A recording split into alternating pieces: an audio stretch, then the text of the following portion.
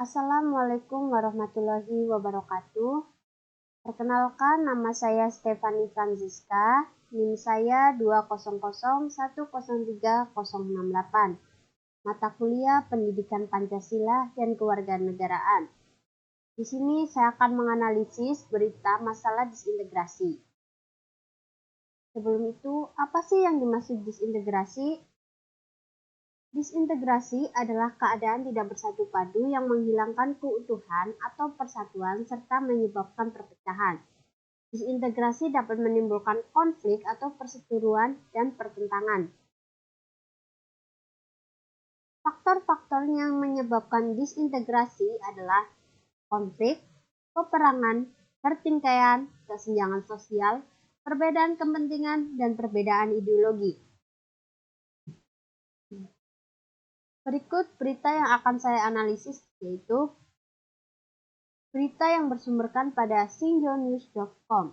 Papua, perang antar suku di Kenenyaman, ibu kota Kabupaten Duga, Provinsi Papua yang terjadi selama sepekan sejak 23 Juni 2017 menyebabkan seorang warga tewas dan 38 warga terluka. Perang antar suku ini pecah diduga dipicu peperangan sebelumnya yang belum diselesaikan pada 2016. Kapolres Jayawijaya AKBP Yanviet Reba mengatakan perang suku yang terjadi selama seminggu sejak Minggu 23 Juni 2017 sampai Sabtu 1 Juli 2017 menyebabkan 1 korban tewas dan 38 orang terluka. Perang tersebut dipicu oleh perang sebelumnya dan mengakibatkan korban jiwa, namun belum dilakukan pembayaran kepala atau bayar denda. Untuk menyelesaikan kasus ini, kepolisian mencoba melakukan dialog dan negosiasi dengan kedua belah pihak, namun pihak korban yang meninggal dunia tetap ngotot untuk melanjutkan perang. Kepolisian dan TNI sejak kemarin telah berupaya menghalau kedua kubu, namun tidak diindahkan.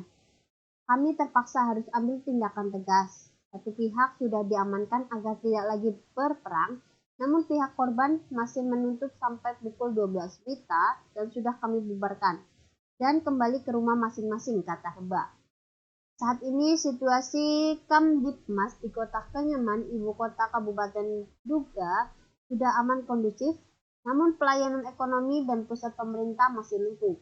Banyak warga yang mengungsi ke luar Duga, mereka mengungsi ke Timika lewat Asmat menggunakan longboat dan yang ke Wamena menggunakan pesawat, ujarnya.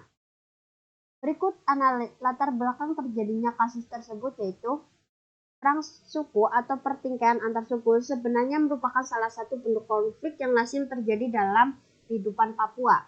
Tetapi dalam kasus ini, perang antar suku tersebut terjadi karena adanya kasus perang sebelumnya di Timika pada tahun 2016 yang mengakibatkan korban jiwa. Namun belum dilakukan pembayaran kepala atau bayar denda. Kemudian kasus ini dibawa ke Duga sehingga terjadi perang suku kembali. Padahal pemerintah sudah menyatakan ketika ada pertikaian atau perang pemerintah tidak bisa bayar denda karena tidak ada APBN untuk membayar denda. Korban merasa pemerintah tidak adil dalam menyelesaikan kasus ini. Oleh karena itu, suku tersebut melakukan perang untuk meminta keadilan. Padahal perang bukan menjadi solusi terbaik karena dengan kembalinya perang mereka akan berjatuhan kembali korban jiwa dan ada salah paham di antara kedua suku dengan pemerintah Papua. Analisis dari kasus tersebut maka dapat dipahami kasus yang terjadi di Papua atau perang antara dua suku tersebut berkaitan dengan kepentingan atau vested interest. Karena kedua suku mementingkan harga diri mereka yang lebih tertuju pada yang mengakibatkan tidak adanya tenggang rasa, kesatuan, dan kebersamaan guna menyelesaikan pertikaian ini, serta kurangnya kesadaran untuk berdamai satu sama lain. Dengan ego yang mereka miliki, membuat masalah ini tidak pernah selesai. Dan apabila telah selesai masalah ini, maka mereka akan mengungkit kembali masalah yang pernah terjadi.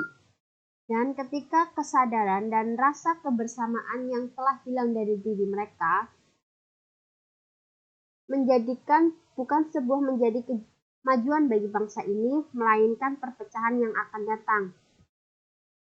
Serta tanpa adanya dasar pemikiran yang sama dari diri mereka dan kurangnya sosialisasi dari pemerintah untuk memperkuat pertahanan dan keamanan negara Kesatuan Republik Indonesia, membuat warga negara lebih mementingkan kepentingan sendiri atau kelompoknya. Sebab perbedaan kepentingan yang tidak diluruskan dengan musyawarah dan rasa kerukunan dapat menimbulkan perpecahan, karena keegoisanlah yang menyebabkan perpecahan itu terjadi. Kita tahu Indonesia memiliki beragam agama, ras, suku, budaya, dan karakter yang berbeda. Kita seharusnya mengingat kembali perjuangan para pahlawan yang dilakukan masa lalu. Sejarah telah membuktikan bahwa konflik yang terjadi pada masa lalu berpotensi sebagai terjadinya disintegrasi bangsa yang dapat merusak persatuan negeri ini.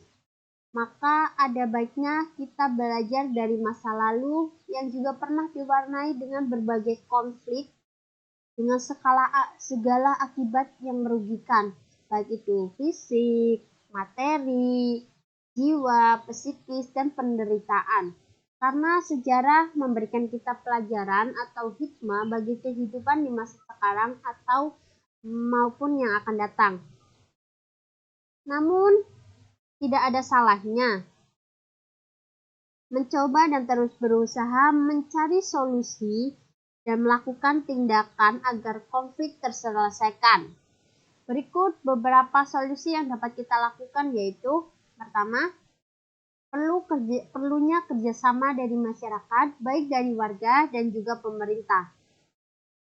Kedua, meningkatkan kesadaran akan pentingnya hukum dan saling menghargai sesama manusia.